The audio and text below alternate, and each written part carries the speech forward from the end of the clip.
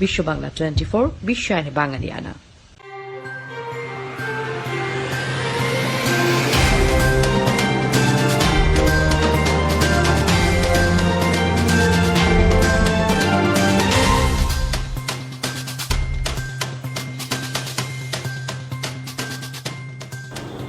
আসসালামু আলাইকুম। বিশ্ব বাংলা 24 সংবাদে আপনাদের সবাইকে স্বাগত জানাচ্ছি। আমি সাদিক হোসেন। বিশ্ব বাংলা 24-এর সর্বশেষ সংবাদ দেখতে পাবেন বিশ্ব বাংলা 24 ইউটিউব এবং ফেসবুক পেজে। প্রথমে জানিয়ে দিচ্ছি সংবাদ শিরোনামগুলো। ভারতীয় বংশোদ্ভূত কমলা হ্যারিসকে ভাইস প্রেসিডেন্ট পদপ্রার্থী হিসেবে বেছে নিলেন জো বাইডেন। 7 অক্টোবর মাইক পেন্সের সঙ্গে ডিবেট। প্রশ্নের মুখে রাশিয়ার করোনা ভ্যাকসিন, 20টি দেশ থেকে 100 কোটি ডোজের অর্ডার। দীর্ঘ 102 দিন পর নিউজিল্যান্ডে আবারও করোনা সংক্রমণ, অকল্যান্ডে 3 দিনের লকডাউন শুরু। দক্ষিণ সুদানে সেনা জনতা সংঘর্ষে নিহত 70, পরিস্থিতি নিয়ন্ত্রণে জাতিসংঘের শান্তিরক্ষী বাহিনীর টহল শুরু। চীন থেকে ঋণ নিয়ে সৌদি ঋণ শোধ করল পাকিস্তান, নির্ধারিত সময়ের মধ্যে ঋণ পরিশোধ করতে না পারায় দায় এড়াতে এই সিদ্ধান্ত। বিলিয়নিয়ার ক্লাবে নাম উঠল অ্যাপল প্রধান টিম কুকের, দায়িত্ব গ্রহণের প্রায় 1 দশকের মাথায় এ অর্জন। বাফুফের নির্বাহী কমিটির সভা অনুষ্ঠিত, 3 অক্টোবর নির্বাচনের তারিখ ঘোষণা। এবং ক্রিকেট ইতিহাসে প্রথমবার ছেলেকে জরিমানা করলেন বাবা, ইংল্যান্ড পাকিস্তানের প্রথম টেস্টে শাস্তি স্টুয়ার্ট ব্রডের।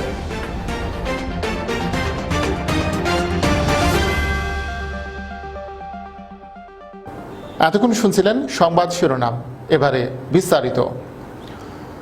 নভেম্বরে মার্কিন প্রেসিডেন্ট নির্বাচনে ভাইস প্রেসিডেন্ট প্রার্থী হিসেবে কমলা হ্যারিসকেই বেছে নিলেন ডেমোক্রেট দলীয় প্রেসিডেন্ট প্রার্থী জো বাইডেন। 55 বছর বয়সী কমলা হ্যারিসই প্রথম কোনো কৃষ্ণাঙ্গ নারী এবং প্রথম কোনো ভারতীয় বংশোদ্ভূত যিনি যুক্তরাষ্ট্রের প্রধান 2 দলের একটি থেকে ভাইস প্রেসিডেন্ট প্রার্থী মনোনীত হয়েছেন। বাইডেন প্রেসিডেন্ট নির্বাচিত হলে তার ভাইস প্রেসিডেন্ট হবেন তিনি। ডেস্ক রিপোর্টে দেখুন বিস্তারিত।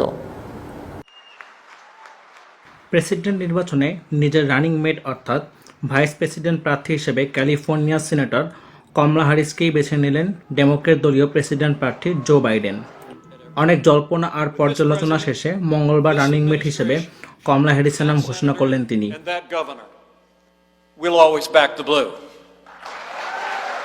নির্বাচনে রিপাবলিকান দলীয় বর্তমান প্রেসিডেন্ট ডোনাল্ড ট্রাম্পের সঙ্গে প্রতিদ্বন্দ্বিতা হবে বাইডেন কমলা জুটির।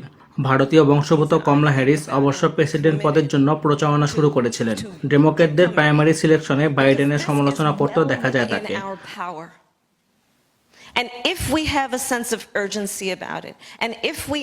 ওবামা প্রশাসনের 2 দফায় ভাইস প্রেসিডেন্টের দায়িত্ব সামলানো 77 বছর বয়সী বাইডেন প্রেসিডেন্ট প্রার্থী হিসেবে মনোনীত হওয়ার সময় জানিয়েছিলেন তার রানিং মেট হবে একজন নারী। অনেক কাটাছেড়ার পর শেষ পর্যন্ত সংক্ষিপ্ত তালিকায় যে 5 নারীর নাম ছিল, কমলা হ্যারিস ছিলেন শীর্ষে। ক্যালিফোর্নিয়ার এই সিনেটর প্রেসিডেন্ট পদে প্রার্থী হওয়ার জন্য লড়েছিলেন। এক টুইট বার্তায় বাইডেন জানিয়েছেন নাম্বার 2 হিসেবে হ্যারিসকে বেছে নেওয়া তার জন্য বিরাট সম্মানের। আর কমলা হ্যারিস লিখেছেন বাইডেন আমেরিকার জনগণকে ঐক্যবদ্ধ করতে পারবেন, কারণ সারা জীবন ধরেই তিনি সবার জন্য লড়াই করেছেন। ক্যালিফোর্নিয়ার এই সিনেটর প্রেসিডেন্ট পদে প্রার্থী হওয়ার জন্য লড়েছিলেন। যুক্তরাষ্ট্রের সম্প্রতি বর্ণ বৈষম্য বিরোধী বিক্ষোভের মধ্যে পুলিশ বাহিনীতে সংস্কারের দাবি জানিয়েছিলেন তিনি। এর আগে ক্যালিফোর্নিয়ার অ্যাটর্নি জেনারেলের দায়িত্ব পালন করেছেন কমলা। 3 নভেম্বরের নির্বাচনে রিপাবলিকান প্রার্থী ও বর্তমান প্রেসিডেন্ট ডোনাল্ড ট্রাম্পের সঙ্গে প্রতিদ্বন্দ্বিতা করবেন Joe Biden. Vice president Mike Pence এবারও ট্রাম্পের রানিং মেট থাকবেন। 7 অক্টোবর মাইক পেন্সের সঙ্গে বিতর্কে মুখোমুখি হবেন কমলা হ্যারিস।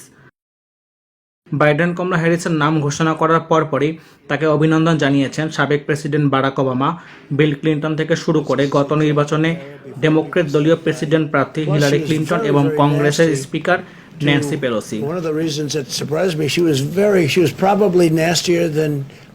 এদিকে ডেমোক্রেট দল থেকে ভাইস প্রেসিডেন্ট পদে কমলাকে মনোনয়ন দেওয়ায় বিস্মিত হয়ে মার্কিন প্রেসিডেন্ট ডোনাল্ড ট্রাম্প বলেছেন মার্কিন সিনেটরদের মধ্যে কমলা সবচেয়ে ভয়ঙ্কর। ডেস্ক রিপোর্ট, বিশ্ব বাংলা 24। 2 মাসেরও কম সময় মানবদেহে পরীক্ষা ছাড়াই মঙ্গলবার বিশ্বের প্রথম করোনা ভাইরাসের অনুমোদন দিয়েছে পশ্চিমা স্বাস্থ্য বিশেষজ্ঞরা আশঙ্কা করছেন মানবদেহে পরীক্ষার পূর্ণাঙ্গ তথ্য ছাড়া ভ্যাকসিনের কার্যকারিতা সম্পর্কে নিঃসন্দেহ হওয়া যাচ্ছে না। এদিকে স্নায়ুযুদ্ধ যুগে মহাকাশের লড়াইয়ে স্পুটনিক এক পাঠিয়ে যুক্তরাষ্ট্রকে টেক্কা দেওয়ার স্মৃতি ফিরিয়ে রাশিয়া এবার করোনা ভাইরাসের টিকার লড়াইও প্রতীক করল সেই স্পুটনিককে। টিকার নামকরণ করা হলো স্পুটনিক 5। বিস্তারিত ডেস্ক রিপোর্টে। করোনা ভাইরাসের সম্ভাব্য ভ্যাকসিনের গবেষণার তথ্য হ্যাকিংয়ের মাধ্যমে চুরির অভিযোগ এবং বিশ্ব স্বাস্থ্য সংস্থার যথাযথ ক্লিনিক্যাল না হওয়ার সতর্কতাও ছিল। এরপর মঙ্গলবার রুশ প্রেসিডেন্ট ভ্লাদিমির পুতিন ভ্যাকসিনটিকে অনুমোদন দেওয়ার ঘোষণা দিয়েছেন। এই ঘোষণার পর পশ্চিমা বিশ্ব থেকে তোলা হচ্ছে অনেক প্রশ্ন, বিশেষ করে তৃতীয় পর্যায়ের ক্লিনিক্যাল ট্রায়াল না করেই ভ্যাকসিন অনুমোদন দেওয়াকে প্রশ্নবিদ্ধ করেছেন তারা। করোনার সম্ভাব্য ভ্যাকসিন উদ্ভাবনের চেষ্টায় এগিয়ে রয়েছে যুক্তরাজ্য, যুক্তরাষ্ট্র ও চীন। এসব দেশের ভ্যাকসিন ক্যান্ডিডেট কোথাও ক্লিনিক্যাল ট্রায়ালের প্রথম, দ্বিতীয় বা তৃতীয় পর্যায়ের পরীক্ষা চলছে। মঙ্গলবার অনুমোদন দিলেও রাশিয়ার ভ্যাকসিনটি তৃতীয় পর্যায়ে ক্লিনিক্যাল ট্রায়াল শুরু হয়েছে বুধবার। রুশ ভ্যাকসিনটি ক্লিনিক্যাল ট্রায়ালে দুটি দলে ভাগ করে ভিন্ন ডোজে ভ্যাকসিন দেওয়া প্রায় প্রাপ্তবয়স্ক স্বেচ্ছাসেবকদের সরকারি হাসপাতালেই তাদের পর্যবেক্ষণে রাখা হয়। রাশিয়ার স্বাস্থ্য মন্ত্রণালয় জানিয়েছে, প্রথম দলের সবার শরীরে ভাইরাসের মোকাবেলার প্রতিরোধ ক্ষমতা সক্রিয় হয়েছে, কারো শরীরে কোনো পার্শ্ব প্রতিক্রিয়া নেই। এই দলের স্বেচ্ছাসেবকদের 15 জুলাই হাসপাতাল থেকে ছেড়ে দেওয়া হয়। দ্বিতীয় দলকে ডিসচার্জ করা হয়েছে 20 জুলাই। সচিব অ্যালেক্স আইজার বলেন, ভ্যাকসিন তৈরিতে প্রথম হওয়া নয়, গুরুত্বপূর্ণ হলো যুক্তরাষ্ট্র সহ গোটা বিশ্বের মানুষের কাছে সেই টিকা কতটা নিরাপদ এবং কার্যকর। ব্রিটিশ স্বাস্থ্য বিশেষজ্ঞরা দাবি করেছেন, রুশ ভ্যাকসিনের উপযুক্ত পরীক্ষা হয়নি। তবে মস্কোর সেচেনভ বিশ্ববিদ্যালয়ের বিজ্ঞানী ভাদিম তারাসভ দাবি করেছেন, গ্যামেলিয়ার একদিনে ভ্যাকসিন তৈরি করতে পারেনি। এজন্য তাদের দীর্ঘদিন গবেষণা করতে হয়েছে। এই গবেষণার ভিত্তি শক্তিশালী। অ্যাডিনো ভাইরাসের উপর ভিত্তি করে করোনার ভ্যাকসিন তৈরি হয়েছে। গ্যামেলিয়া ন্যাশনাল রিসার্চ সেন্টারের ডিরেক্টর আলেকজান্ডার গিন্সবার্গ বলেছেন, অ্যাডেনোভাইরাস স্ট্রেন থেকে ভেক্টর ভ্যাকসিন তৈরি হয়েছে। এই ভ্যাকসিন মানুষের শরীরে প্রয়োগ করা হলেও কোনো পার্শ্ব প্রতিক্রিয়া দেখাবে না, কারণ দুর্বল ভাইরাসের প্রতিলিপি তৈরির ক্ষমতা নেই, বরং শরীরে বি কোষ ও টি কোষকে সক্রিয় করে অ্যান্টিবডি তৈরির প্রক্রিয়াকে জোরদার করবে, ইমিউন সিস্টেমকে আরও শক্তিশালী করে তুলবে।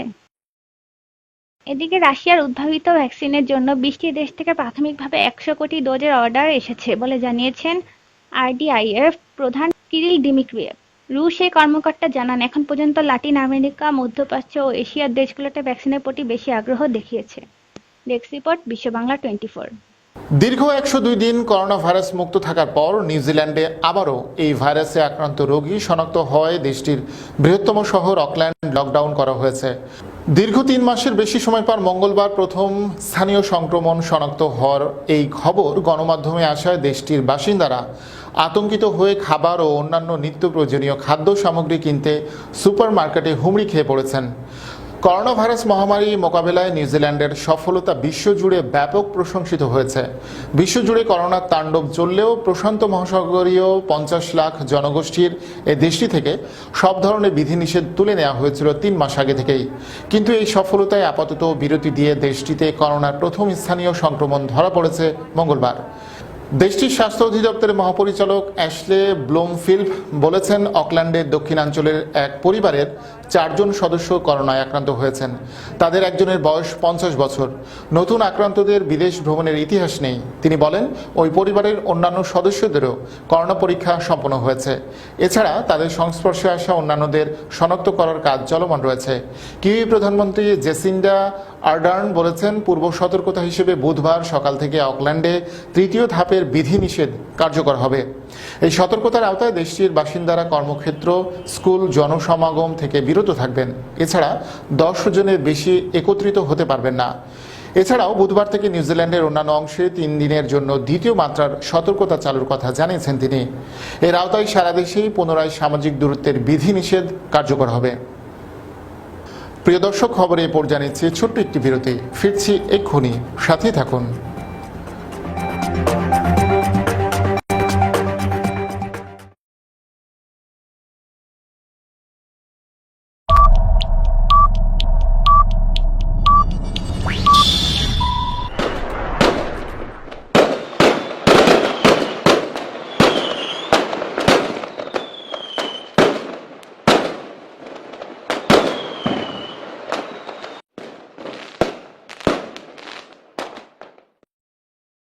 প্রতিটি মানুষের স্বপ্ন পূরণে সহায়তা করা নেক্সট ড্রিমের লক্ষ্য। আমাদের প্রতিনিধিরা ক্রমাগত আপনার উন্নতিকল্পে কাজ করে যাচ্ছে। বিনা পরিশ্রমে সম্পদশালী হওয়ার জন্য আজই আমাদের সাথে যোগাযোগ করুন। আমাদের ঠিকানা 372372 Jackson Heights, new York 11372। Phone করুন 9293574245 অথবা 7183161949 এই নম্বরে। Email nextdreamllc@gmail.com। বাঙালি সংস্কৃতির সাথে প্রবাসী বাংলাদেশিদের যুক্ত রাখতে ব্যাপক পরিসরে অনুষ্ঠান এবং দেশ বিদেশের খবর নিয়ে সম্প্রচারিত হচ্ছে বিশ্ব বাংলা 24 চ্যানেল। আমি শাহনাজ বেলি চ্যানেলটির উত্তরাত্তর সাফল্য কামনা করছি।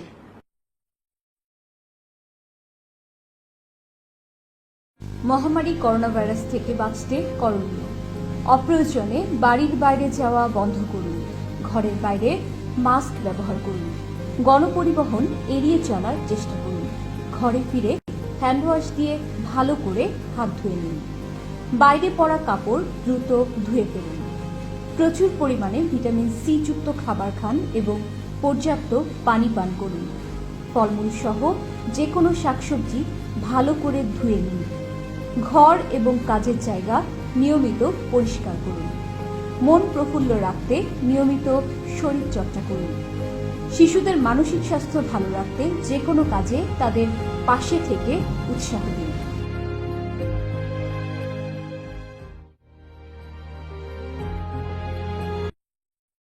বিশ্ব বাংলা 24 আমাদের নিউ ইয়র্কে, এবং আমি আশা করব ওনারা আমাদের গঠনমূলক চিন্তা ভাবনা, আমাদের বর্তমান পরিস্থিতি সবকিছু অত্যন্ত সুন্দরভাবে তুলে ধরবেন। আমরা ওদের শুভকামনা করছি। আমরা সবাই মিলে চাচ্ছি যে এই টিভিটা আরো এগিয়ে যাক। ওরা নতুন শুরু করেছে, আসেন ওদের সবাইকে আমরা একটা উৎসাহ দিই। ইনশাআল্লাহ আমাদের প্রোগ্রামে দেখা হচ্ছে বিশ্ব বাংলা 24। প্রতিটি মানুষের স্বপ্ন পূরণে সহায়তা করা নেক্সট ড্রিমের লক্ষ্য। আমাদের প্রতিনিধিরা ক্রমাগত আপনার উন্নতিকল্পে কাজ করে যাচ্ছে। বিনা পরিশ্রমে সম্পদশালী হওয়ার জন্য আজই আমাদের সাথে যোগাযোগ করুন। আমাদের ঠিকানা 372372 Jackson Heights, new York 11372। Phone করুন 9293574245 অথবা 7183161949 এই নম্বরে। Email nextdreamllc@gmail.com।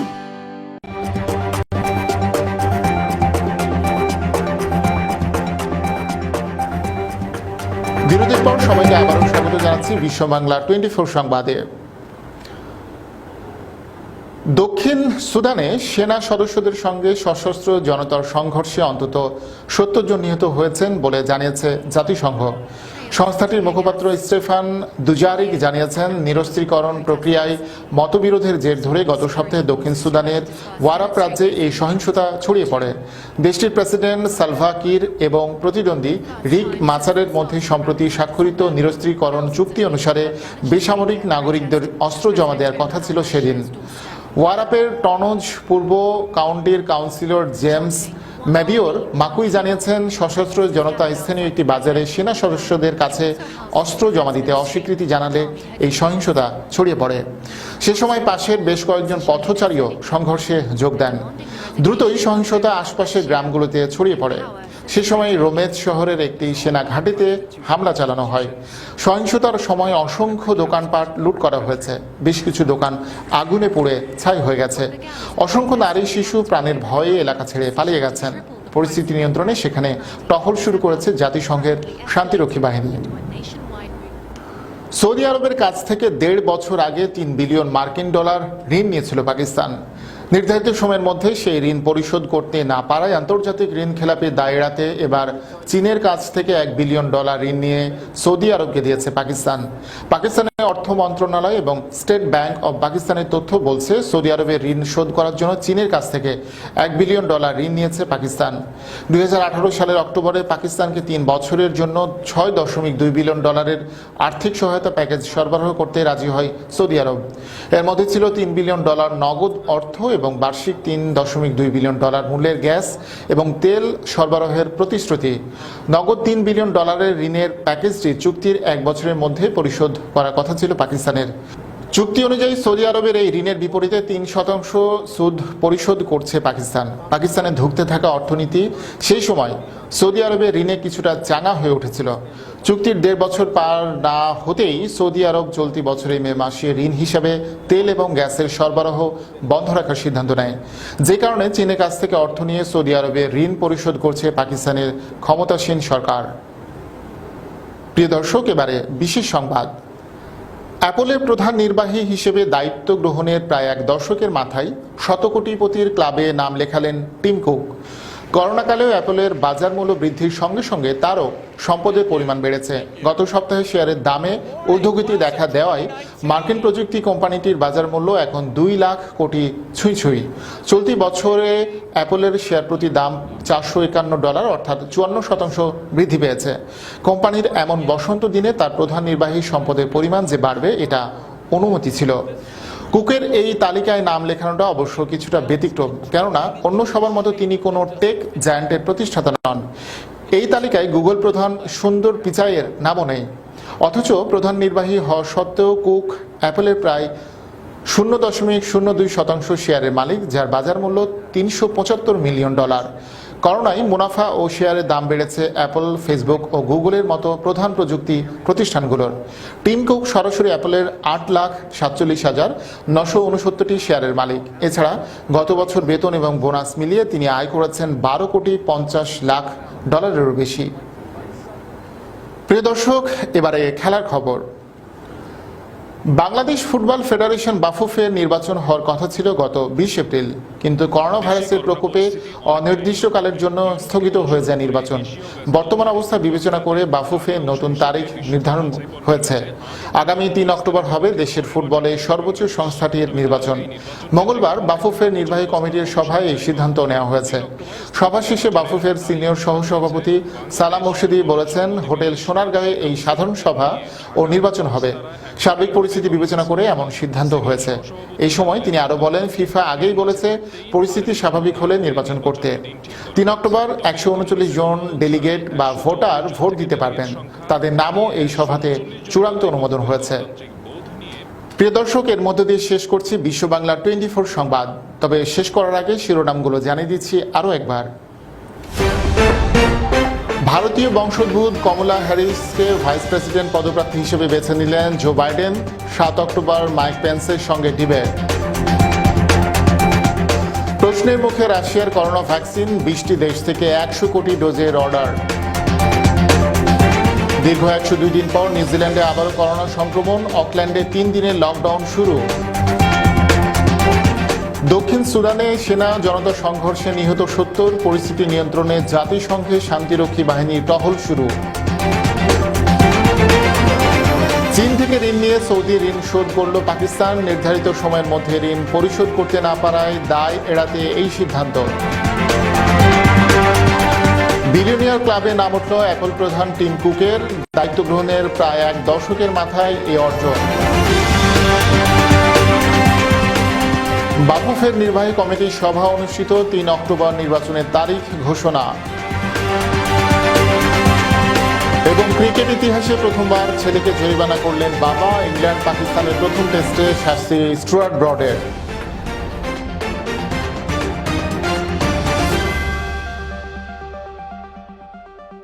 এতক্ষণ সাথে থাকার জন্য ধন্যবাদ সবাইকে। আরও একবার বিশ্ব বাংলা 24 সংবাদ দেখার আমন্ত্রণ জানিয়ে শেষ করছি এখনকার সংবাদ আয়োজন।